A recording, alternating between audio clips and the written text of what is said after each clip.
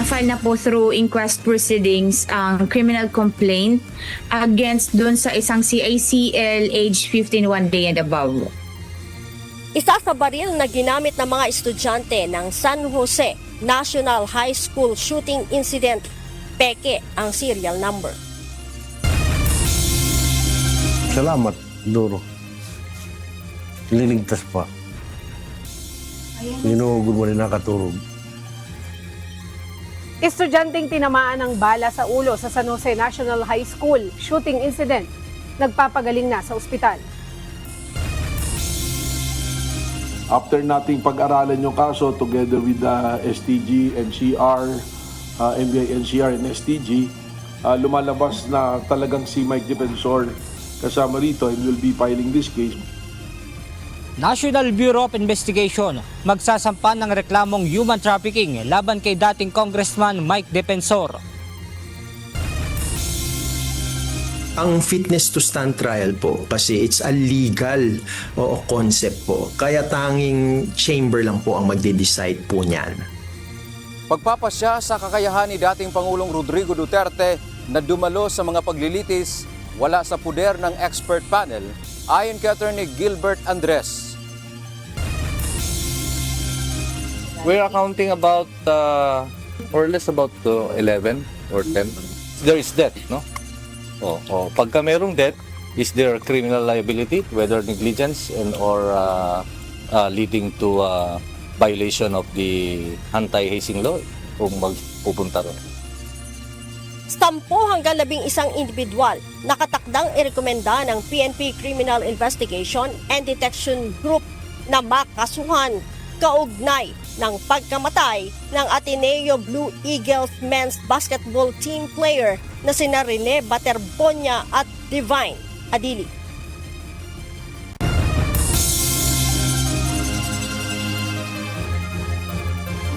Magandang hapon, Pilipinas at sa buong mundo. Tayo po ay sa bayang napapakinggan sa Radyo La Verdad 1350, ang UNTV Radio. Una sa ating mga balita. Formal nang sinampahan ng reklamong murder ang isang sospek sa pamamaril sa San Jose National High School sa Tacloban City na ikinasawi ng 3 mag-aaral. Ligtas naman sa kasong kriminal ang 14 anyos na isa pang sospek dahil sa juvenile justice law. Ito ang balita ni Lea Ilagan. Ngayon ko pa naman nakuha ang full report. Pero ang lumalabas sa initial feedback ay bullying gone wrong.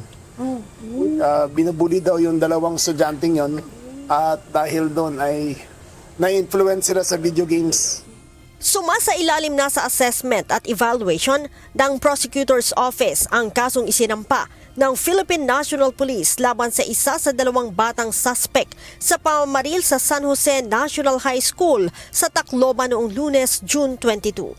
Ayon sa Police Regional Office 8, 3 counts ng murder, frustrated murder at multiple counts of serious physical injuries ang isinampa sa 15 taong gulang na suspect. Na-file na po through inquest proceedings ang criminal complaint against dun sa isang CICL age 15 1 day and above. Hindi naman kasamang nasampahan ng kaso ang suspect na 14 na taong gulang pa lamang base sa juvenile justice law. Kasalukuyang nasa kustudiya ito ng City Social Welfare and Development Office at sasailalim sa naaangkop na intervention program. Yeah, the case was referred already, no? Actually, hindi pagsampang tawag doon. We refer the case para mag-imbestiga yung prosecution.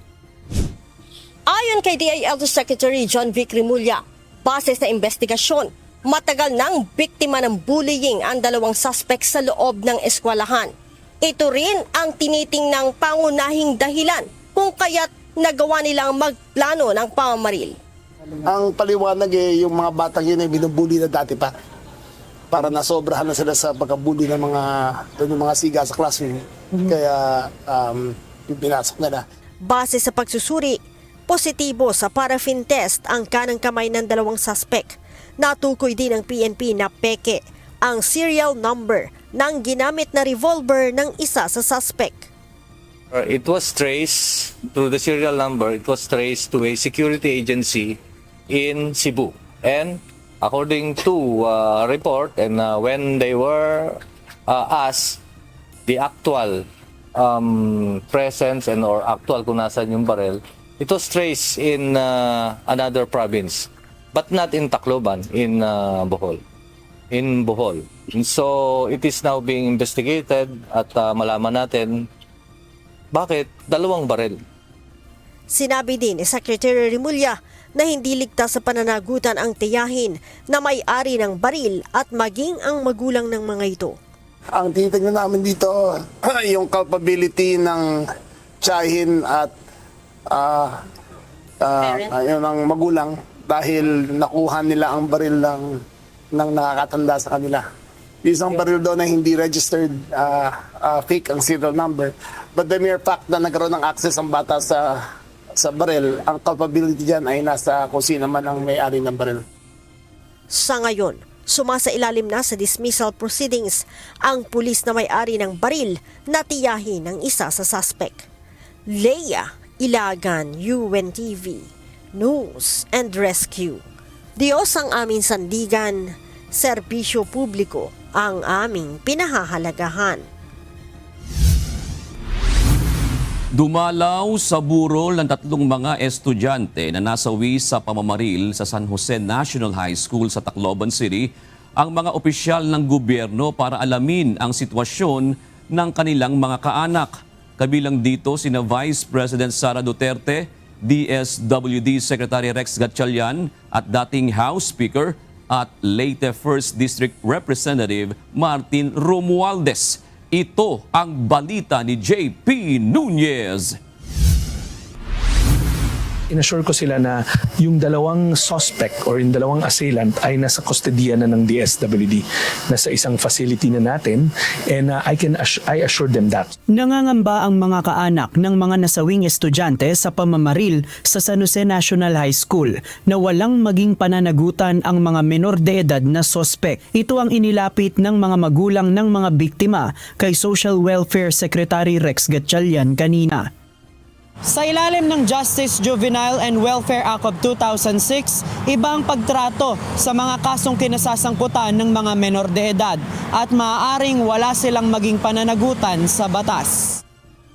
Ngunit ayon kay Secretary Gatchalian, mapapanagot pa rin ang dalawang kabataang namaril na itinuturing na mga Child in Conflict of the Law o CICL. Clearly naman, narinig nyo pare-parehas yung hustisya, yung kanilang hinahanap. And I think yan ang hinahanap ng sambayanan ng Tacloban or ng buong Pilipinas. Pinaliwanag ko na doon sa current nating batas, may liability naman na nakasaad. Samantala, nakikiusap ang DSWD sa mga netizen na wag nang ipakalat pa sa social media ang mga larawan at video ng pamamaril ng dalawang estudyante sa San Jose National High School sa Tacloban City. Mas nananariwa lang sa mga kaanak ng biktima ang nangyari sa kanilang mga anak na estudyante. Minsan, may mga pictures na hindi na dapat sana pinopost na natatandaan, umuulit yung trauma It reactivates the trauma.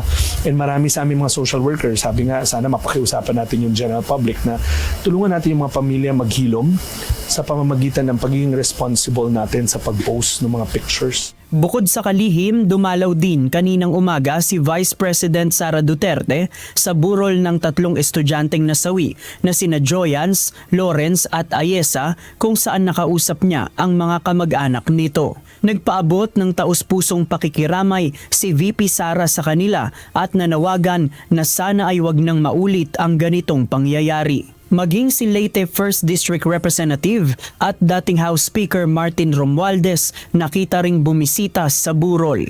Pinuntahan niya rin ang iba pang mga estudyanteng nagpapagaling sa ospital. JP Nunez, UNTV, News and Rescue. Diyos ang aming sandigan, serbisyo publiko ang aming pinahahalagahan.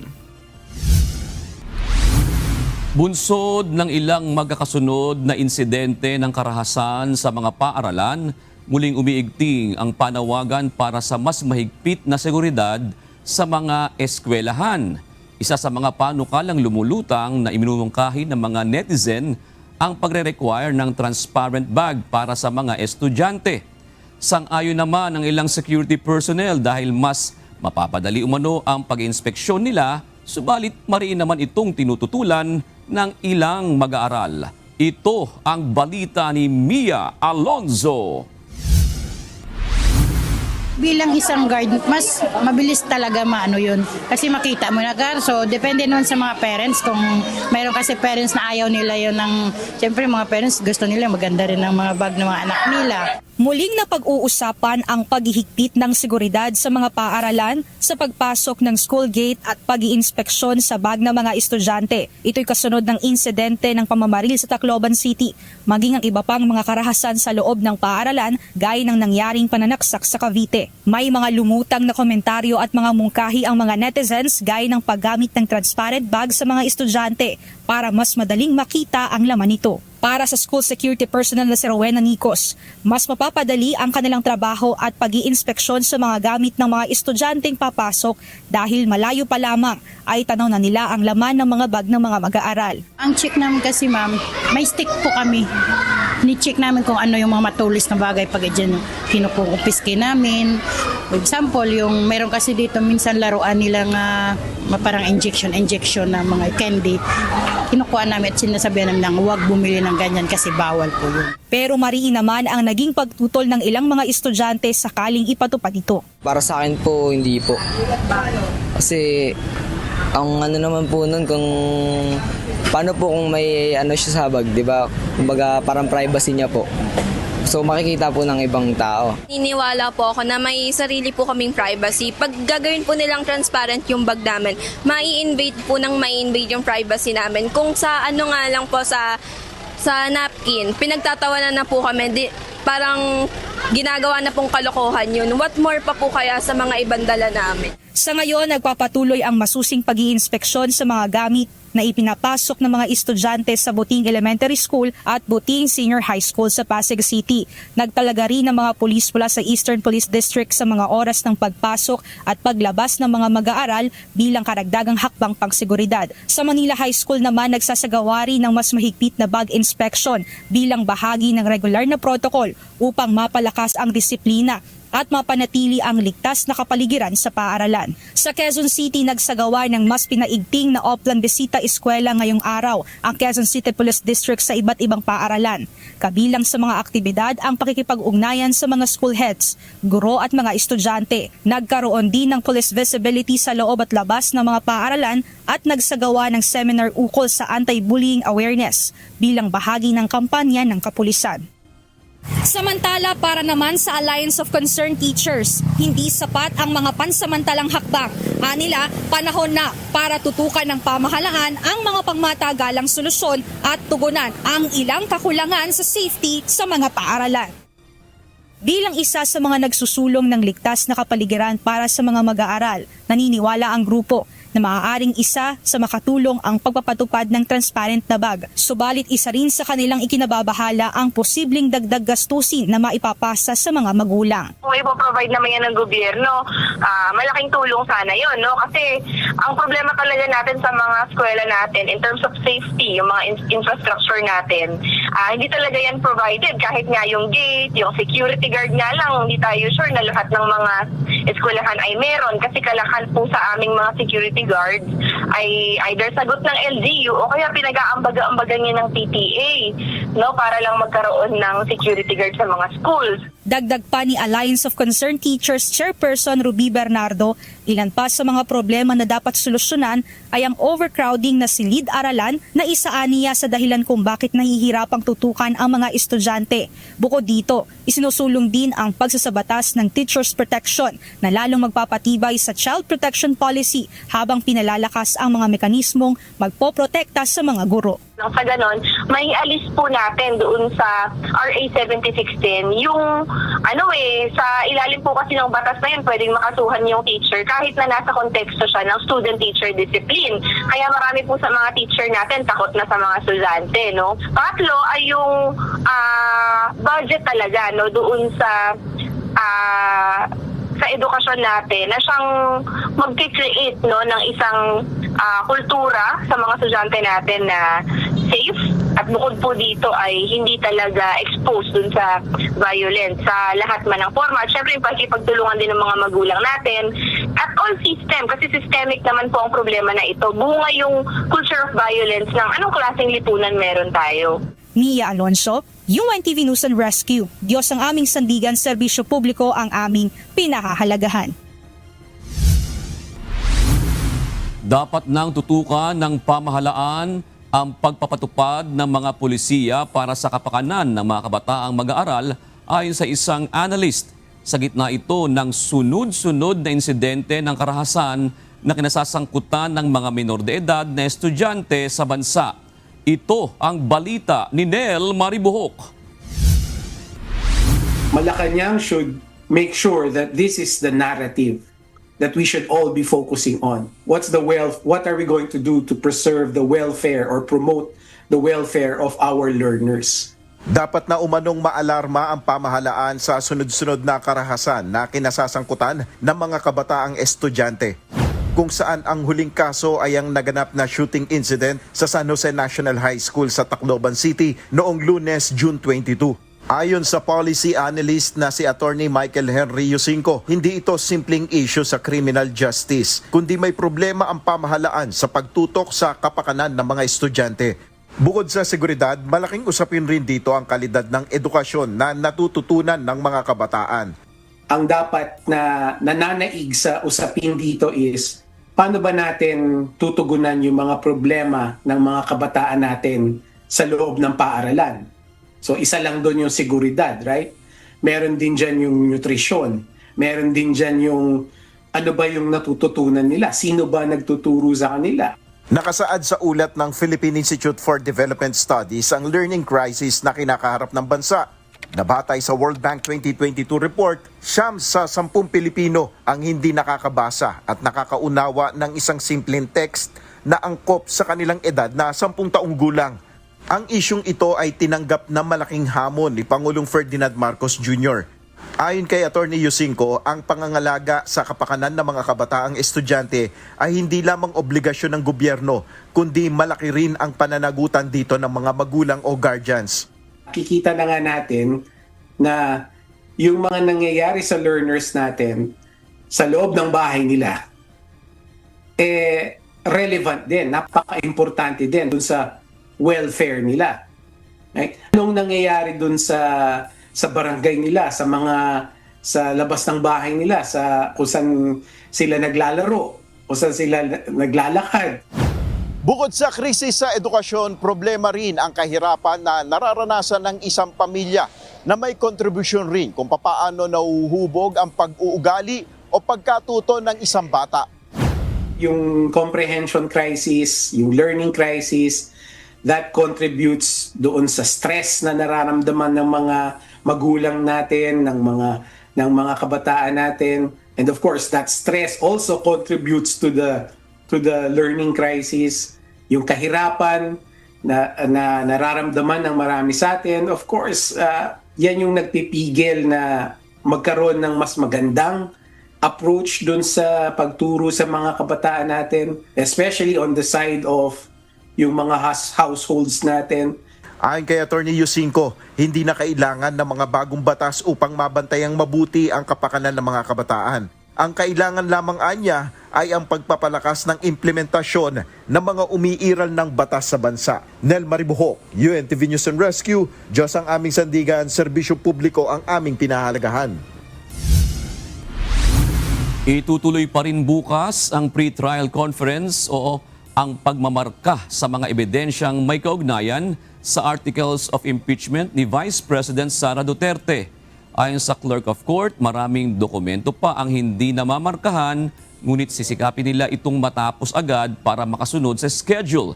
Ito ang balita ni Jed Neresina. July 6 still July 6. July 6 is still the date of the start of the trial proper of the impeachment case.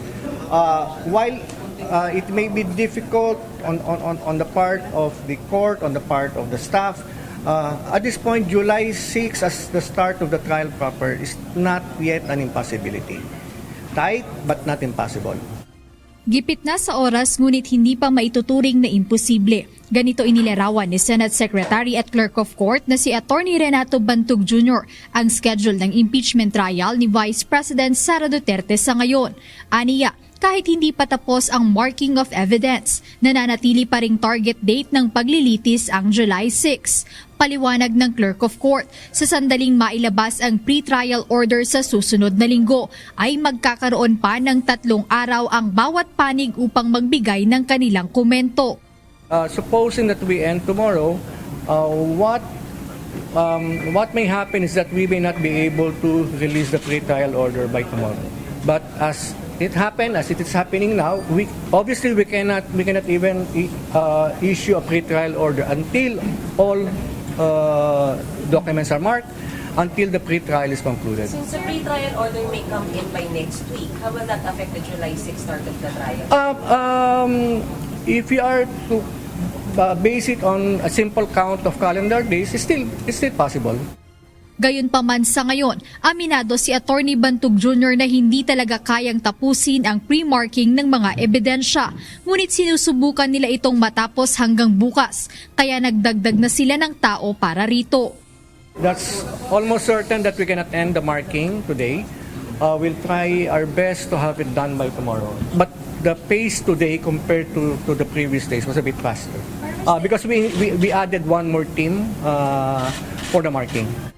Samantala, ipinauubaya na ng Clerk of Court sa Senate Impeachment Court ang desisyon sa manifestation ng House Prosecution Panel kaugnay ng paghiling sa pagbubukas ng kahon na naglalaman ng tax records ng Vice Presidente at asawa nitong si Attorney Mans Carpio. Binigyang diin ni Attorney Bantug Jr. na tanging ang Impeachment Court lamang ang maaaring magdesisyon kung papayagan itong buksan para mamarkahan sa pre-trial conference.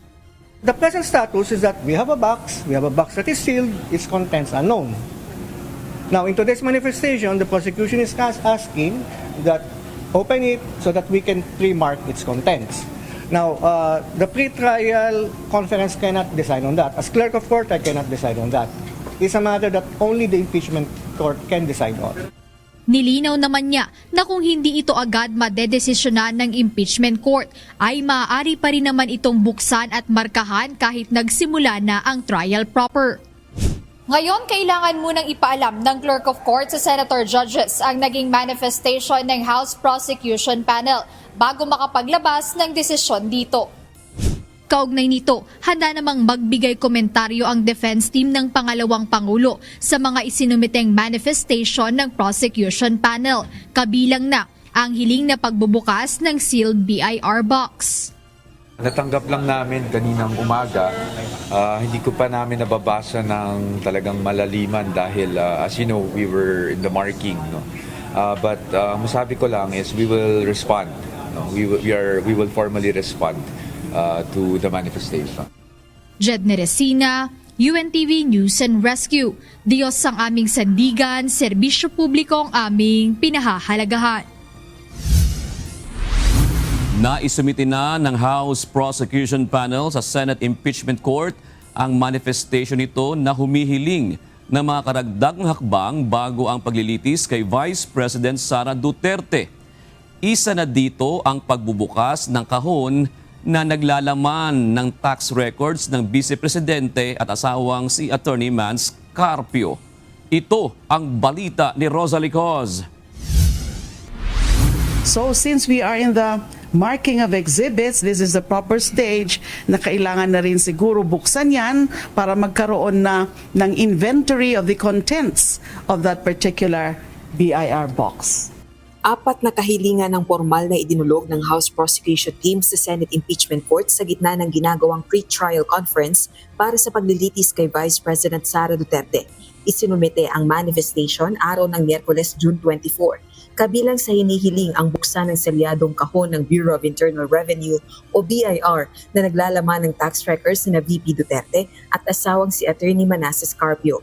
Ito ay bago pa man magsimula ang paglilitis sa July 6. hindi binuksan ang naturang kahon sa pagdinig ng House Justice Committee dahil sa non-disclosure provisions sa National Internal Revenue Code. Ayon kay House Prosecution Panel member at mamayang Liberal Party List Representative Leila de Lima, napapanahon na itong buksan habang nagmamarka ng mga ebidensyang gagamitin para sa paglilitis. Gate pa nito, mapapabilis nito ang proseso. So sa tingin namin that would aid also in more efficient and more expeditious conduct of trial kung mabuksan na rin yan ngayon during the stage ng pre-trial. Bukod dito, hinihiling din ng prosekusyon sa Senate Impeachment Court na pahintulutan ang paggamit ng English at Filipino language sa paglilitis. Gayun din ang partisipasyon ng public at private prosecutors sa pagpresenta at pag-examine ng mga testigo. Gayun din ang disclosure o paglalantad ng testigo sa kabilang panig 3 araw bago isalang sa paglilitis. Samantala, kinundena naman ng prosekusyon ang pagpapakalat ng fake news sa kasagsagan ng pre-trial conference. Kasunod ito ng pahayag ng depensa na hindi nakikibahagi sa pre-trial conference buong araw ang public prosecutors at ipinauubaya na lang ito sa private prosecutors. May aligasyon ding undermanned o kulang ang puwersa ng prosekusyon. Well, first of all, no, we have to state for the record, we don't appreciate the fact that there's a member of the defense team spreading lies about what's actually going on in this pre-trial conference, including the pre-marking of evidence. So I think everyone has seen this. Numerous members of the public prosecutors have been attending the pre-marking conference, not just last Thursday, but even throughout this week. So ayaw na ho namin sanang patulan pa itong mga pag-spread pa ho ng fake news so we could go on to discuss yung more substantive matters. Marami tayong mga, hindi lang volunteer lawyers, pero yung public-private prosecutors on standby, ready para po harapin ang iba't ibang mga gawain sa paghaharap ng impeachment process. Samantala, dahil may mga hakbang nang isinasagawa para mapabilis ang proseso ng pre-trial conference, tiwala pa rin ang prosekusyong magsisimula ang paglilitis kay VP Duterte sa July 6. Rosa Licuz, UNTV News and Rescue. Diyos ang aming sandigan, serbisyo publiko ang aming pinahahalagahan. Patuloy ang paghahanap ng law enforcement agencies kay Senator Ronald Bato de la Rosa para maisilbi na ang warrant of arrest mula sa International Criminal Court. Samantala, ayon sa National Bureau of Investigation, sa ngayon ay wala pa silang natatanggap na bagong arrest warrant para naman sa iba pang umano'y co-perpetrators ni dating Pangulong Rodrigo Duterte. Ito ang balita ni Evan Alvarez.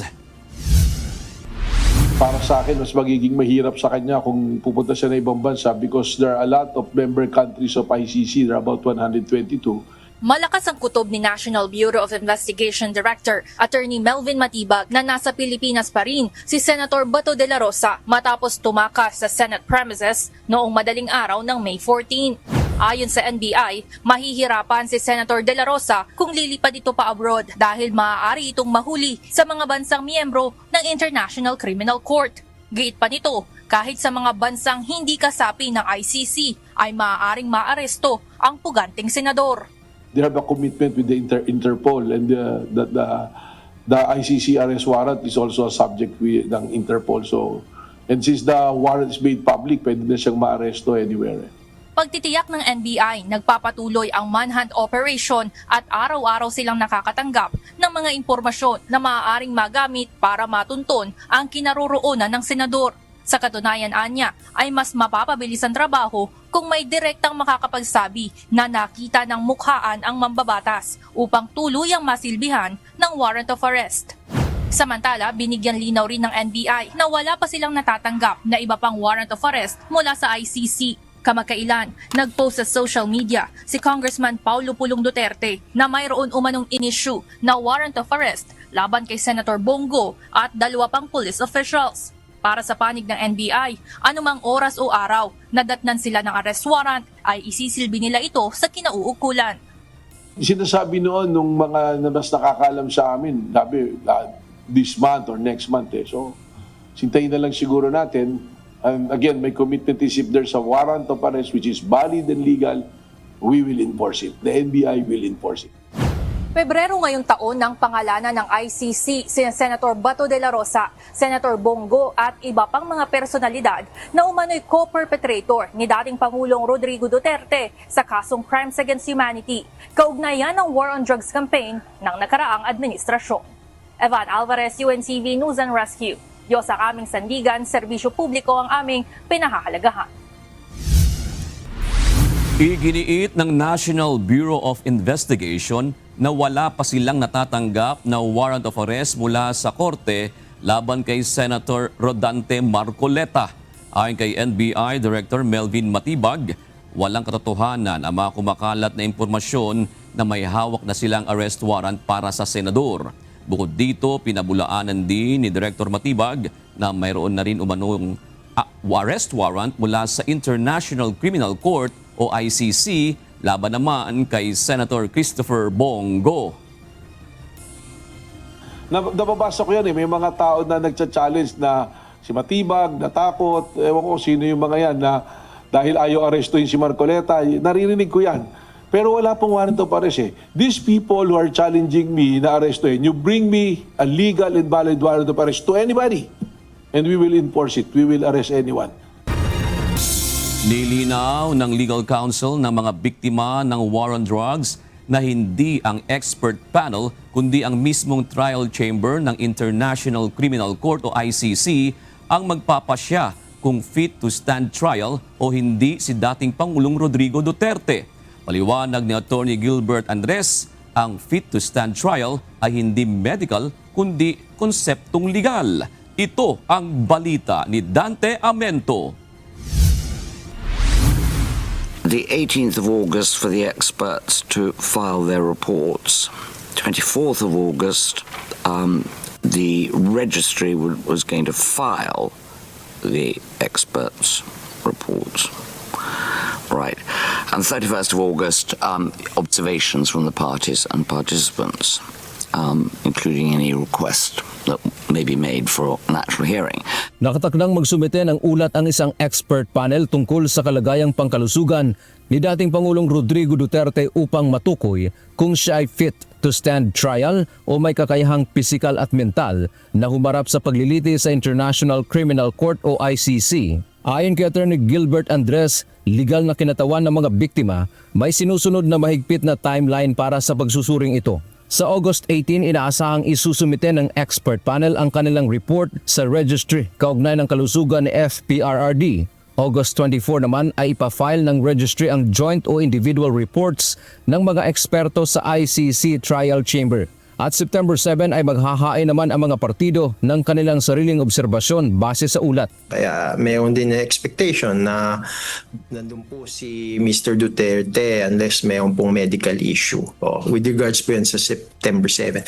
Binigyang diin ni Attorney Andres na ang fitness to stand trial ay isang legal na konsepto. Bagamat ang expert panel ang magbibigay ng impormasyong medikal, ang ICC chamber lamang ang may pinal na desisyon kung ituturing na fit ang akusado. Ang fitness to stand trial po kasi it's a legal concept po. Kaya tanging chamber lang po ang magde-decide po niyan. Nilinaw din niya na ang prosesong ito ay bahagi ng pagrespeto ng ICC sa karapatan ng akusado sa isang fair trial na kaiba sa sistema sa Pilipinas kung saan karaniwang pinipresume o pinalalagay na agad na fit ang isang akusado. Ang hakbang na ito ay mahalaga para sa nakatakdang pagbubukas ng trial sa November 30 kung saan ayon sa Rome Statute ay kinakailangang naroroon ang akusado sa pagsisimula ng paglilitis.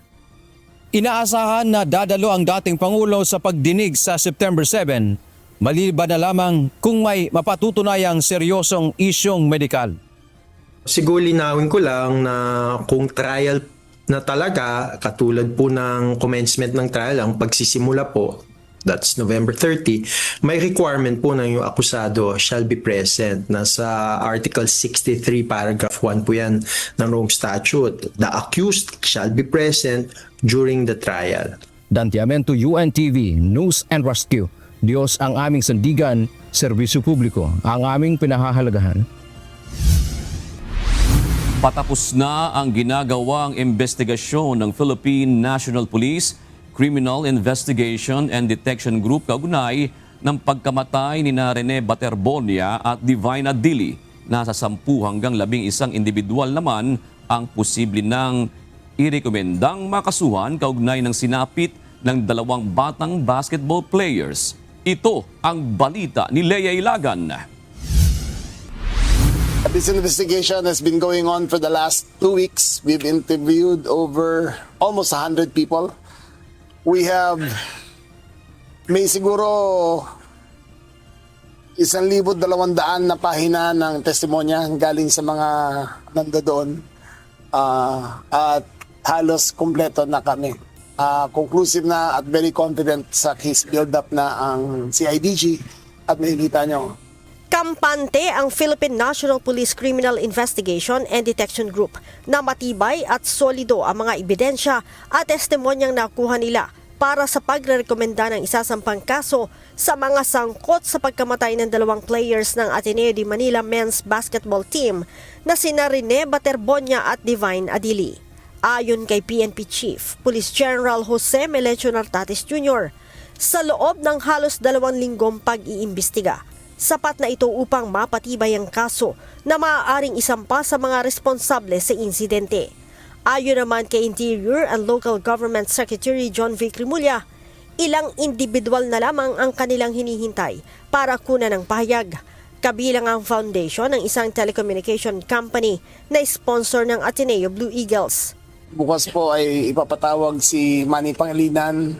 Halos tapos na ang investigasyon namin. Medyo conclusive na. Sa Biyernes, isasabitan namin sa DOJ for filing ang kaso. Hintayin nyo na lang sa Biyernes ang aming huling pagsuri at makikita natin kung ipapaliwanag namin sa inyo kung anong nakita namin sa investigation na to. Sinabi ni PNP Chief Police General Jose Melencio Nartates Jr. na nasa 10 hanggang 11 individual ang posibleng masampahan ng kaso kaugnay ng insidente. We are counting about more or less about 11 or 10. So there is death, no? Pagka merong death, is there criminal liability, whether negligence or leading to violation of the anti-hazing law kung magpupunta ron.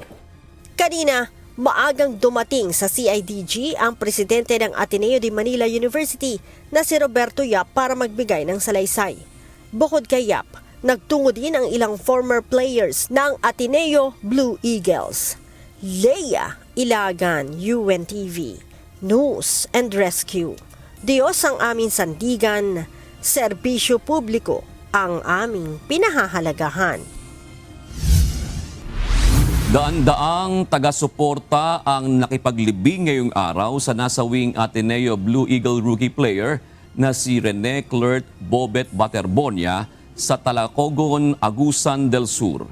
Ilan sa mga noon ay tumulong kay Bobet ang bumiyahe pa mula Davao upang makiramay sa kanyang pamilya.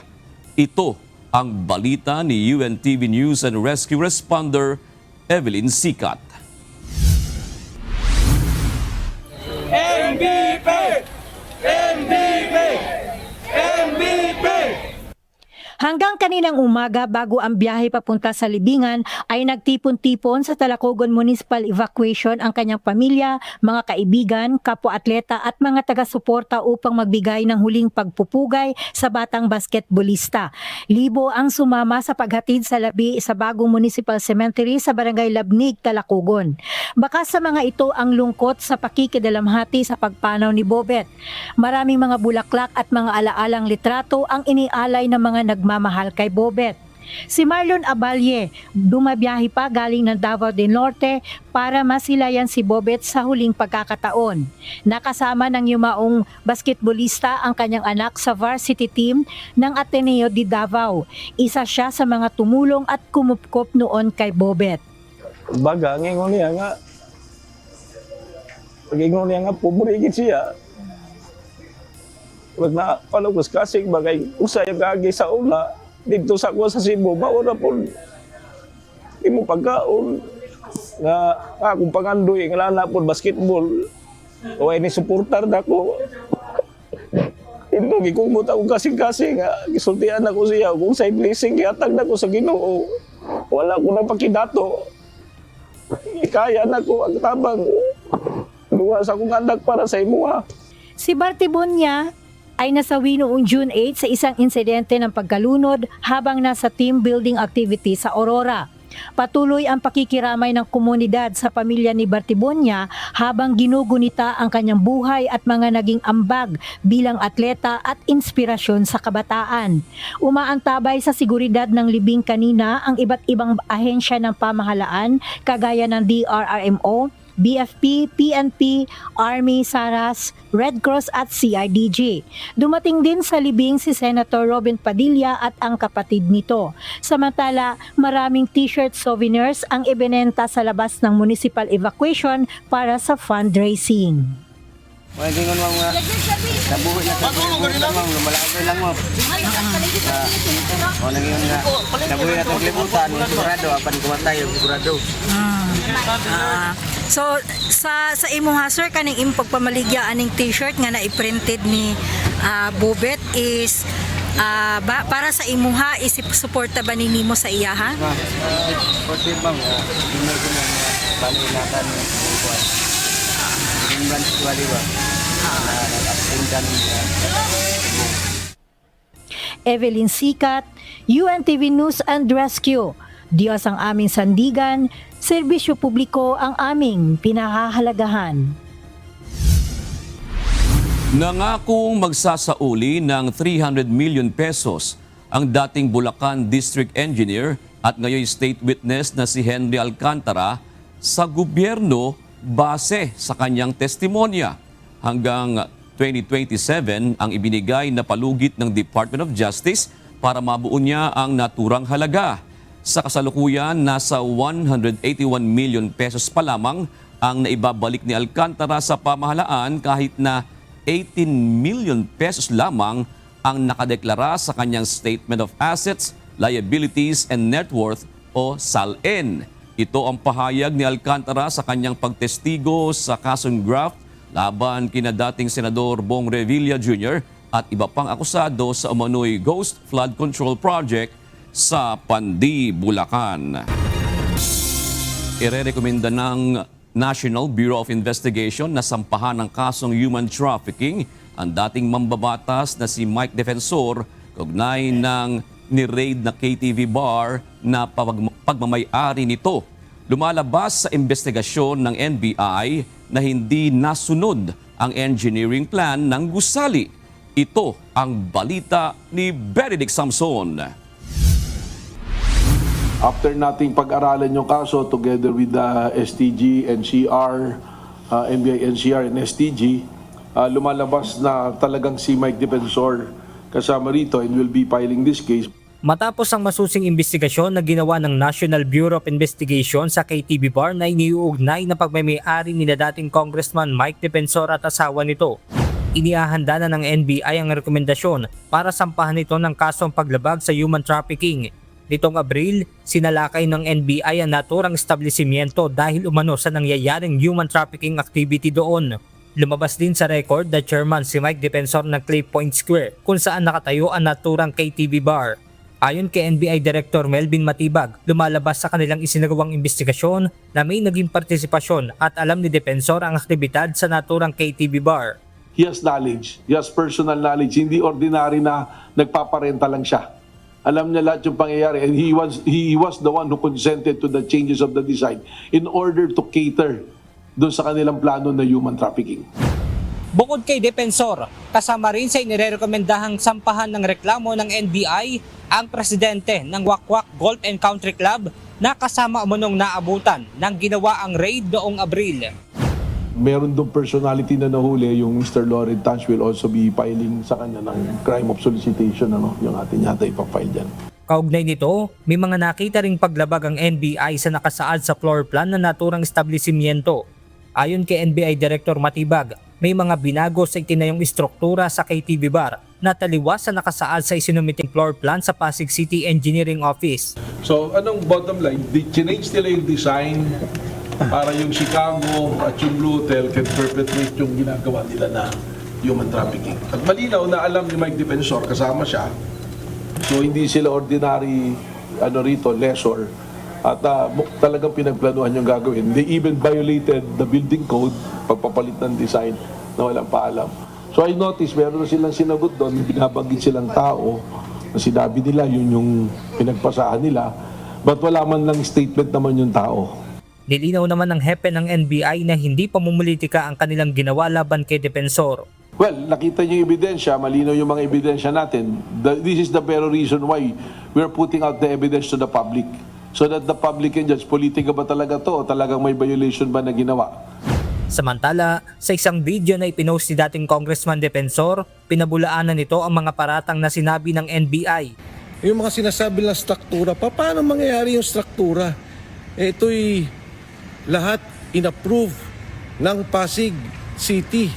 Inapprove po ito ng building official ng Pasig sa ilalim ng ating mayor, buting mayor, Mayor Vico Soto. Kaya ito pong sinasabi lang mga kalokohan na kung ano nung iniba daw ang building permit plan o ang building plan, wala pong katotohanan. Ayon kay Depensor, imbes na sila ay nararapat na mas pagtuunan ng pansin ng NBI ang mga aligasyon ng korupsyon. Ang NBI dapat ginagamit sa tama. Yan pong mga korupsyon, yan ang dapat imbestigahan.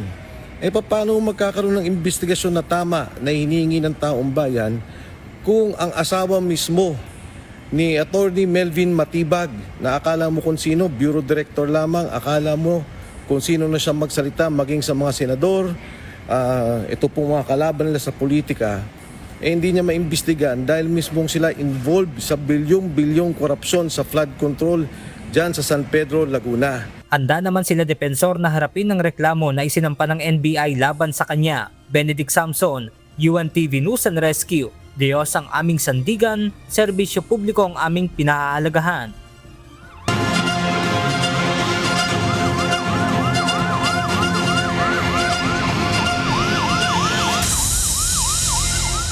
Isang senior citizen sa Marikina City ang agad na binigyan ng paunang lunas ng UNTV News and Rescue matapos siyang matapilok sa gilid ng kalsada at mahirapang makatayo.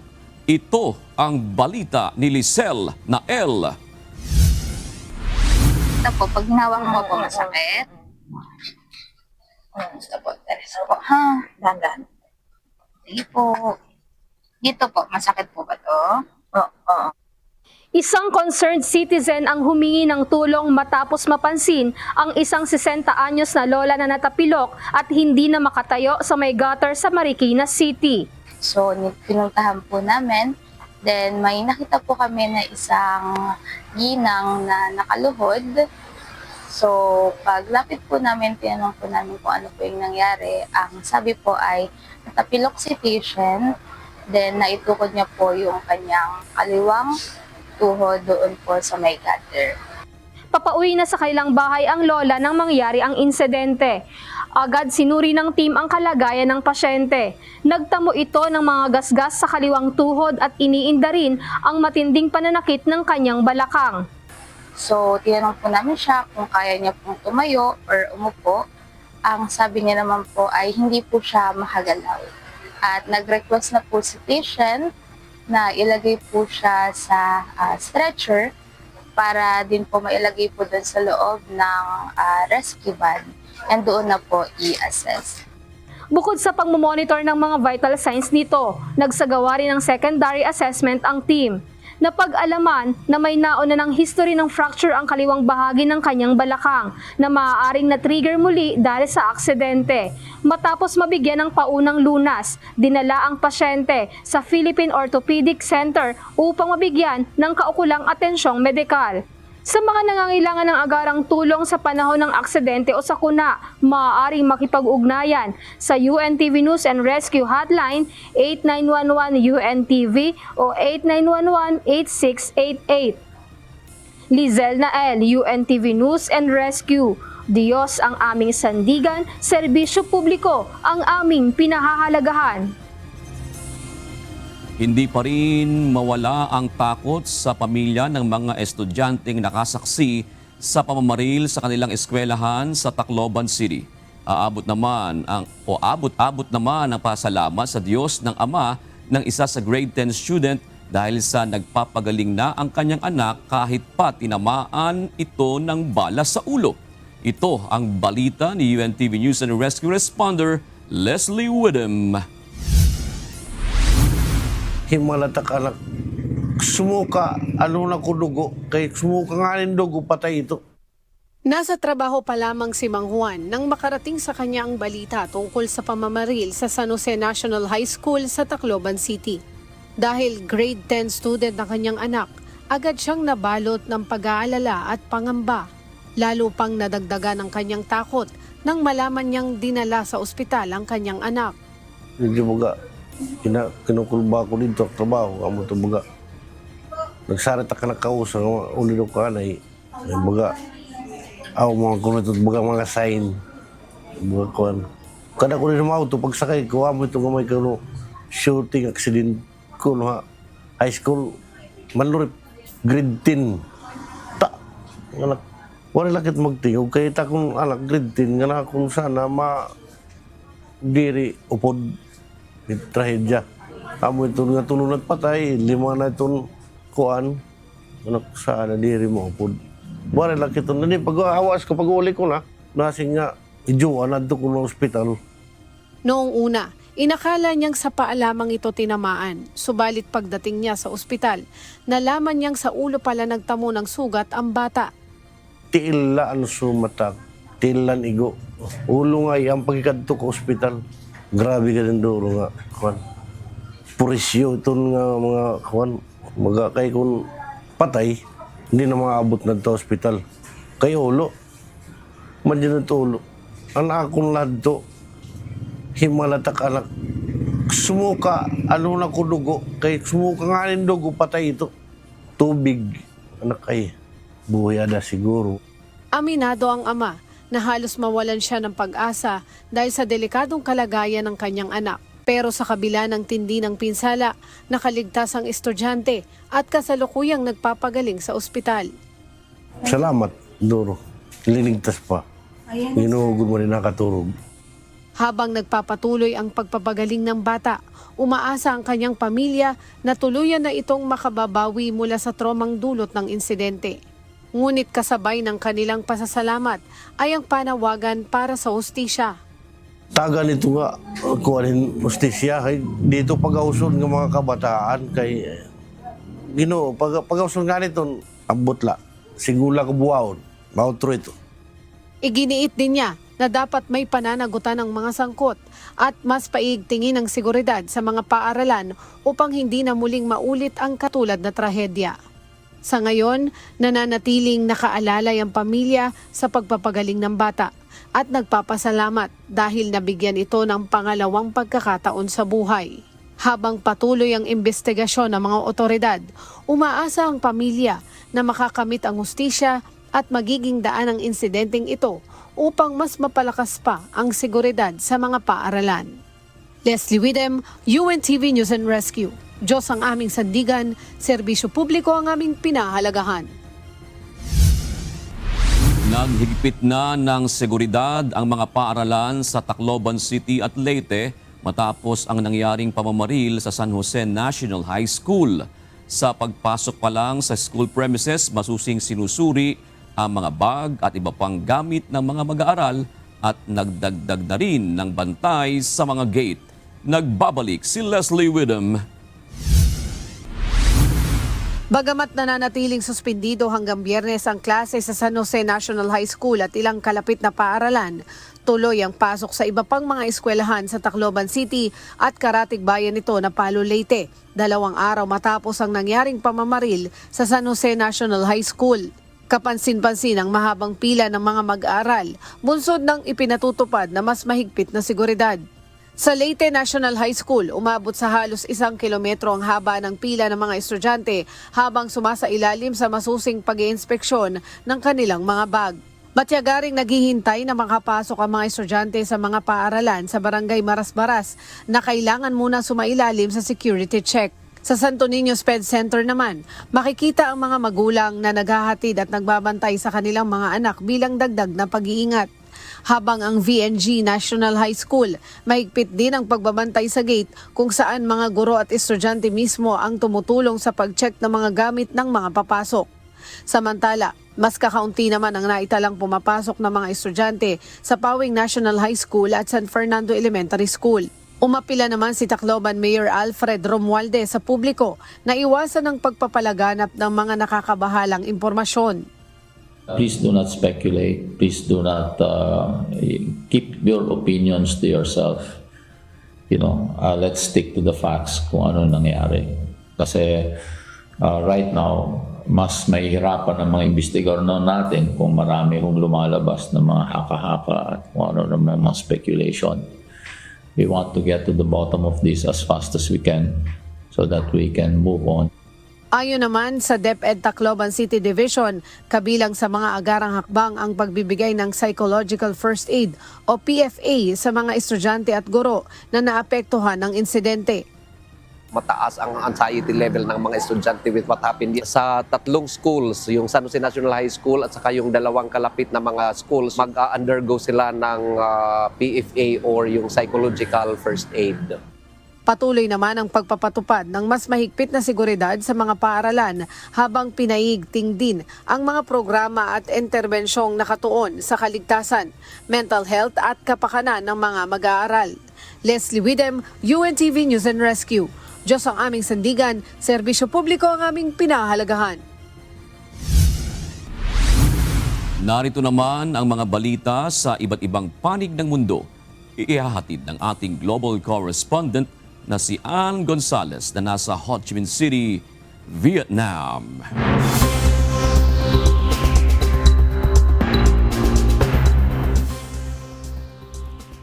Magandang araw sa inyo dyan sa Pilipinas, June. Hindi kailanman isasalang ng Iran sa anumang negosasyon ang kanilang ballistic missile capabilities. Ayon kay Iran President Masoud Pezeshkian, kailangan nila ito para maipagtanggol ang kanilang bansa gaya ng iba. Samantala, iginiit naman ni United States President Donald Trump na kailangan pumayag ng Iran sa nuclear inspection. Ito ang balita ni Noel Poliarco. Mariing nanindigan si Iranian President Masoud Pezeshkian na non-negotiable o hindi kasama sa MOU ang patungkol naman sa ballistic missile capabilities ng Iran. Ayon sa Iranian President, kailangan nila ito upang ipagtanggol ang kanilang soberanya gaya ng ibang mga bansa, kaya hindi anya sila makikipagkompromiso sa bagay na ito. I would like to confirm one fact that our missile program was not included in the MOU, as you said, and it shall not be included in the MOU. I would like to say that if it was not for Iran's missile capabilities, our country would have been plundered and destroyed and plowed by the US regime and the Zionist regime, like what the Israelis did in Gaza. Tinawag ring sinungaling ni Pezeshkian ang US at Iran sa pagsasabing may respeto sila sa karapatang pantao, gayong taliwas ito sa nangyayaring pag-atake lalo na sa Lebanon at Gaza na posibleng mangyari rin sa kanila. Dahil dito, hindi nila ilalagay sa alanganin ang kanilang depensa. These countries, they claim that they respect the human rights. This is a big lie. We shall never compromise on our missile program and capabilities, and this shall never be part of any agreement between Iran and any other party. Kinumpirma naman ito ni Pakistan Prime Minister Shehbaz Sharif bilang isa sa mga lumagda sa MOU. Pinatutunayan niyang wala sa kasunduan o hindi man lang napag-usapan ang patungkol sa ballistic missile program ng Iran. This MOU does not mention about ballistic missiles. It was never on the table. It was never on the agenda. And Iran side never wanted to even discuss about it. So that is not an impression. That is a fact of matter. Kinunde na rin nito ang mga nagpapakalat ng maling impormasyon na sumisira sa magandang takbo ng negosasyon. So there should be no second thoughts about it. It must not be misconstrued because there are spoilers all over the world to scuttle this peace deal.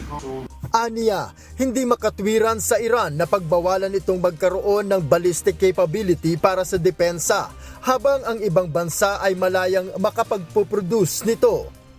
There cannot be double standards, two standards, that some countries can have ballistic missiles and Iran shouldn't have. This is simply, you cannot digest this kind of duplicity.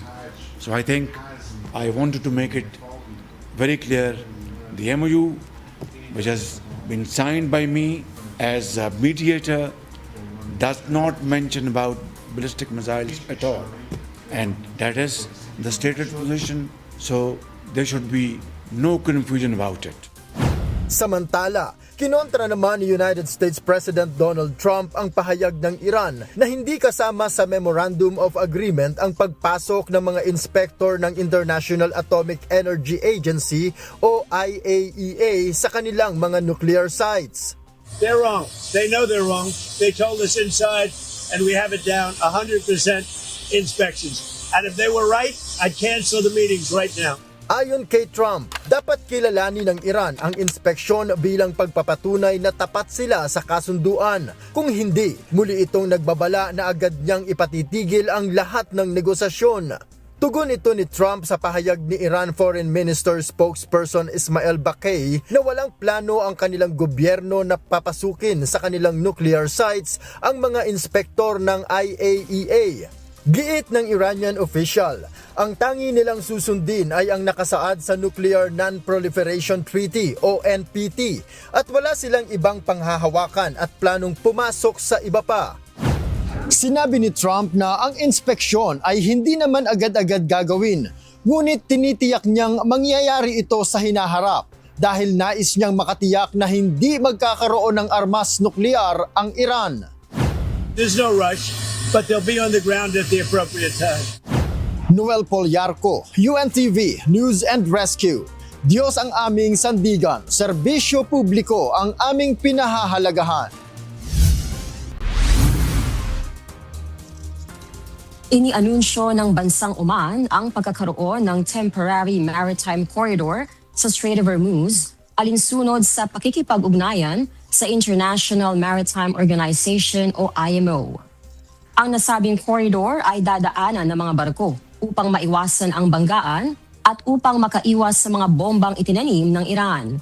Ang corridor ay resulta ng pakikipag-usap ni Iran Foreign Minister Abbas Araghchi at Parliament Speaker Mohagar Galibaf sa Sultanate of Oman, alinsunod sa Memorandum of Agreement ng Iran sa US. Nilinaw naman ng Oman na walang sisingilin o bayad na anuman sa mga barko sa pagdaan sa corridor, bagay na binigyang diin ng Amerika. It's an international waterway. No country is allowed to charge tolls or fees on an international waterway. Well, that's the way it is in international waterways all over the world, and that's the way we expect it'll be here.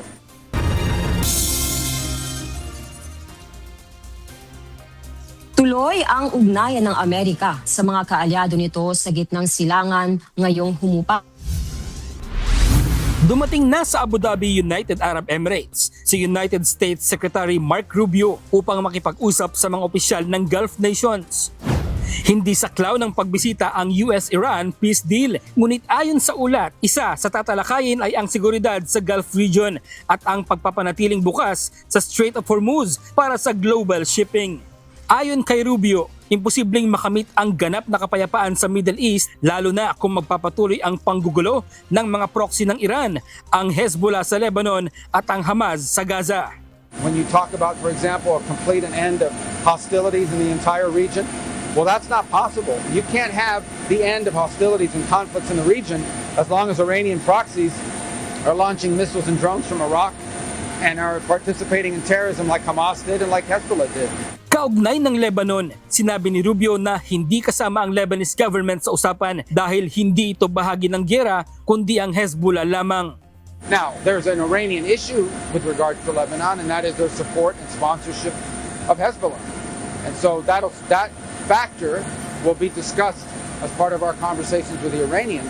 Paliwanag ni Rubio, mayroong sariling soberanya ang Lebanon bilang isang bansa at ito ang dapat magdesisyon sa sarili niyang pamamahala. Gagawin aniya ng Amerika ang pagtulong sa Lebanon hiwalay sa pakikipag-usap sa Iran. It's separate because Lebanon is a sovereign country. It has a government. And when it comes to Lebanon, what's happening inside of Lebanon, we're going to negotiate and deal directly with the Lebanese government. The future of Lebanon belongs to the Lebanese people through their sovereign elected government. Samantala, naniniwala naman ang US official na may pag-asang makabangon ng Iran at maging progresibo bilang malaking bansa.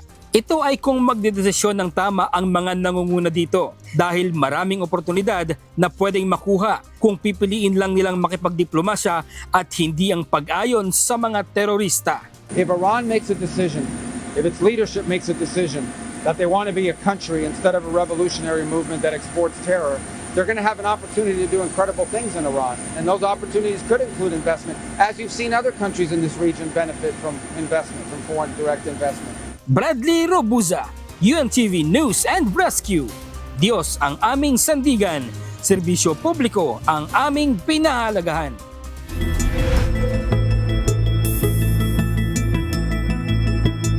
Lalo pang humina ang Bagyong Francisco, subalit nananatili ito sa typhoon category ayon sa Pag-asa. Alas 4 ng hapon ngayong araw, namatan ito ng Pag-asa sa layong 320 kilometers northeast ng Itbayat, Batanes. Taglay ang lakas ng hangin na 130 kilometers per hour at pagbugso na aabot sa 160 kilometers per hour. Ayon sa ahensya, nakataas pa rin ang wind signal number 1 sa probinsya ng Batanes, sa mga bayan ng Gonzaga at Santa Ana sa Cagayan at sa Babuyan Islands. Bukas ng gabi, araw ng Huwebes, ay posibleng lumabas na sa Philippine Area of Responsibility ang bagyo, ngunit palalakasin pa rin ito ang habagat. Dahil dito makararanas ng mga pag-ulan ang malaking bahagi ng Luzon at Visayas, Misamis Occidental, Lanao del Norte, Camiguin at Dinagat Islands, Davao Occidental at Davao Oriental. Samantala, isa pang bagyo ang nasa labas naman ng PAR na may international name na Higos ang binabantayan rin ng Pag-asa. Posibleng bukas ay pumasok ito sa PAR pero hindi inaasahang tatama sa anumang bahagi ng bansa. 17 sa 71 pumping station sa Metro Manila ang hindi gumagana ayon sa Department of Public Works and Highways. Kaugnay nito, bumuo ang ahensya ng tinatawag na Baha Strike Team para agad maaksyonan ang mga bahaing lugar sa Metro Manila. Ito ang balita ni Asher Cadapan Jr.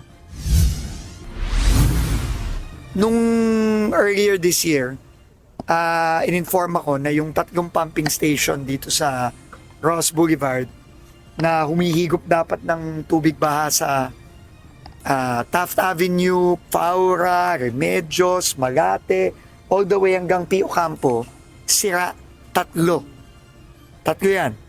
Makapal na basura ang tumambad sa tauhan ng Department of Public Works and Highways nang linisin ang malalaking tubo ng Padre Faura Pumping Station sa lungsod ng Maynila. Ito rin ang dahilan kung bakit isang taong hindi ito gumagana. Kaya ang mga taga-lungsod ng Maynila, partikular na sa bahagi ng Ermita at Balate, madalas binabaha. Ayon kay Public Works Secretary Vince Dizon, 2 pang pumping station sa kahabaan ng Rojas Boulevard ang hindi rin gumagana. Kabilang dito ang Remedios at Abad Pumping Station na kinukumpuni ng Department of Public Works and Highways o DPWH dahil sa teknikal na problema. Yung pag-repair, matatapos na tayo ng first week of July at the latest. So itong Faura tapos na, naayos na. Yun lang Remedios tsaka Abad ang aayusin. So hopefully, pag natapos lahat to,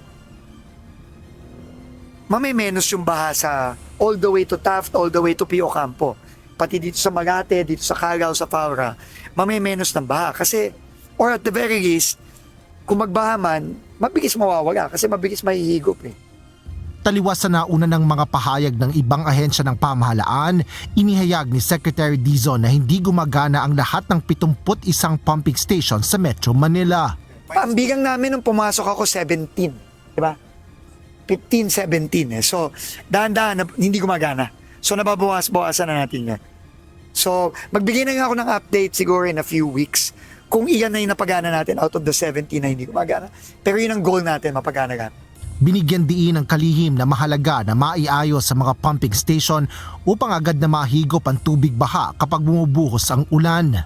I think the major cause of the floods, hindi gumagana yung mga pump. I think yun yung pinakamalaking cause.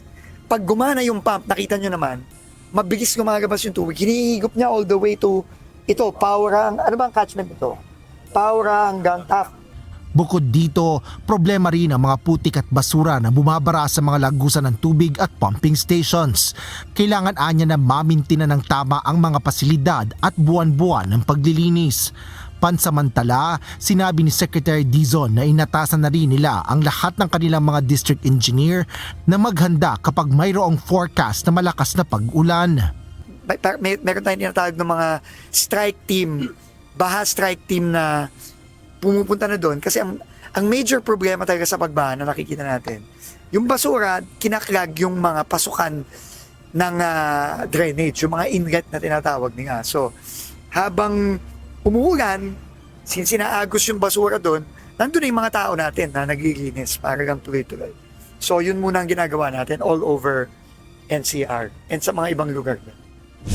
Sa pagsasaayos ng mga nasirang pumping station sa iba't ibang bahagi ng Metro Manila, naniniwala ang DPWH na makararamdam na ng agarang ginhawa ang mga apektadong komunidad, lalo pa sa mga susunod na buwan. Asher Kadapan Jr., UNTV News and Rescue. Diyos ang aming sandigan, serbisyo publiko ang aming pinahahalagahan.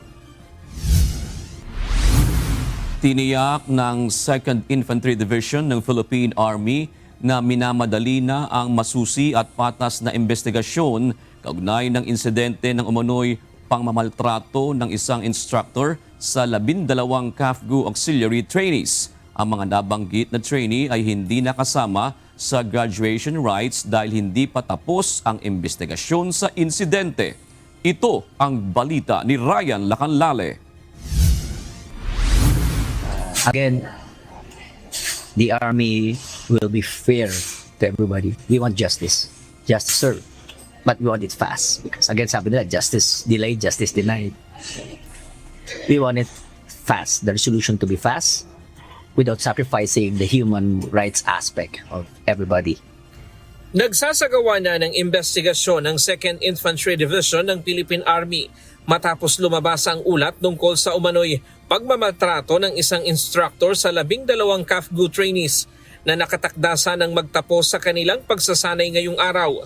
Ayon sa ulat, nangyari ang insidente noong June 22 sa Camp Kapinpin, Tanay Rizal, kung saan isang Army Staff Sergeant ang inireklamo na matapos umanong malasing ay nanakit ng mga trainee habang isinasagawa ang isang fellowship activity. Iniulat na nagalit ang instructor nang hindi agad makabuo ng formation ang grupo dahil may ilang recruit na nakainom. Dahil dito, pinagsisipa at pinagbabatukan umano niya ang 12 trainee. Ayon kay 2nd ID spokesperson Colonel Michael Aquino, kanina nagtapos na ang mahigit 180 trainee na kasama ng 12. Pansamantalang ipinagpaliban ang graduation ng 12 bilang bahagi ng umiiral na protokol habang isinasagawa ang investigasyon. Presently, protocol kasi yun pag may mga investigation is nakuhold muna. Kasi nga tinatapos yung investigation. But again, that's a part of the protocol. Pag wala namang nakita mga infractions, is pinapragraduate naman sila. Isinailalim na rin sa isolation ng instructor na sangkot upang matiyak ang isang patas na proseso ng investigasyon. Ayon kay Aquino, layunin ng kanilang tanggapan na agad maresolba ang kaso nang hindi isinasakripisyo ang due process at karapatang pantao ng lahat ng sangkot. Kabilang sa mga ebidensyang susuriin sa investigasyon ang resulta ng medical evaluation ng mga trainee. Ayon sa Philippine Army, bahagi ng proseso ang masusing pagbusisi sa anumang posibleng palatandaan ng pagmamaltrato, kabilang ang pisikal na marka at iba pang ebidensyang maaaring magpatunay sa mga aligasyon. Usual process. So, kakaroon yan talaga ng investigation, Mag-check yan kung may mga markings usually kasi pag may mga cases of maltreatment, may mga markings yan eh. So, yun matitingnan. So, for sure, medical evaluation will be observed also. Posible ring humarap sa administrative case ang instructor kung mapatutunayang nagkaroon ng paglabag, kabilang ang demotion o maging discharge mula sa serbisyo, depende sa bigat ng kaso. Binigyang diin din ni Aquino na mahigpit ang Philippine Army laban sa anumang uri ng paglabag sa Articles of War at mga umiiral na regulasyon hinggil sa disiplina at karapatang pantao. Ryan Lacanlale, UNTV News and Rescue. Diyos ang aming sandigan, serbisyo publiko ang aming pinahahalagahan. Inalis muna sa pwesto ng Manila Police District ang isang police officer sa Maynila habang iniimbestigahan pa ang ginawa nitong traffic violation. Ayon sa Manila Police District, ang naturang police corporal ay dating naka-assign sa Sector 11 ng MPD Traffic Enforcement Unit. Sa video na ibinahagi ng Road Safety Advocates of the Philippines o RSAP, kitang may sakay na batang babae na walang helmet ang pulis at umandar ito kahit pula pa ang ilaw ng stoplight. Ayon sa MPD, nananatili ang kanilang commitment sa pagiging profesional at disiplinado para mapanatili ang tiwala ng publiko. Hindi nila ito-tolerate ang anumang paglabag sa batas. Suportado ng National Maritime Council ang Department of Foreign Affairs sa paninindigan nito sa 2016 South China Sea Arbitral Award. Ayon sa NMC, malinaw at consistent ang kanilang posisyon na ang karapatan ng Pilipinas sa West Philippine Sea ay nakaayon sa international law. Nananatili umano itong malinaw na batayan sa interpretasyon at aplikasyon ng United Nations Convention on the Law of the Sea o UNCLOS mula pa ng madesisyonan noong July 2016.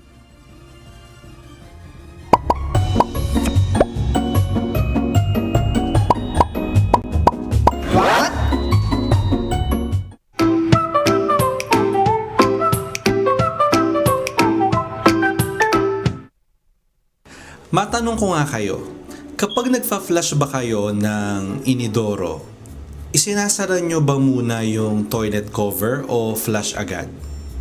Kung ang sagot mo ay flush agad, hindi ka nag-iisa. Marami gumagawa niyan. Pero ayon sa mga pag-aaral, kapag nag-flush ng toilet nang bukas ang takip, maaring may tumalsik na napakaliit na droplet sa hangin. Ang tawag dito ng mga scientists ay toilet plume. Masyadong maliit ang mga droplets na ito para makita ng mata, pero maaari silang umabot sa mga kalapit na surface. Kaya kung ang toothbrush mo, tuwalya o iba pang gamit ay malapit sa inidoro, maaari silang maabot ng mga droplets na yan. Kaya maraming eksperto ang nagsasabing magandang ugali ang isara muna ang toilet cover saka mag-flush. Hindi ito ganap na inaalis ang lahat ng mikrobyo, pero nakakatulong itong mabawasan ang pagkalat ng droplets sa paligid. Isang simpleng gawain lang, wala pang isang segundo, pero maaring makatulong para mas malinis ang banyo.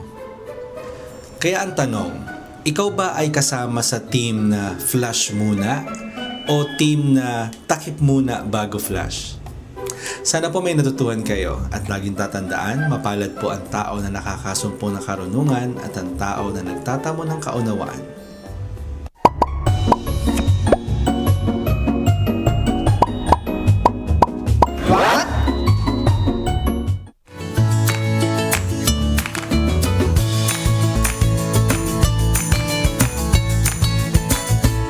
Narito naman ang ating mga kausi ngayong araw ng Miyerkules. Salamat po at shoutout kina Grace Baltasar, Mike Repolana, Edna Estrella, kayo din po kay Adrian De Morito, Paul Salvacion Jr.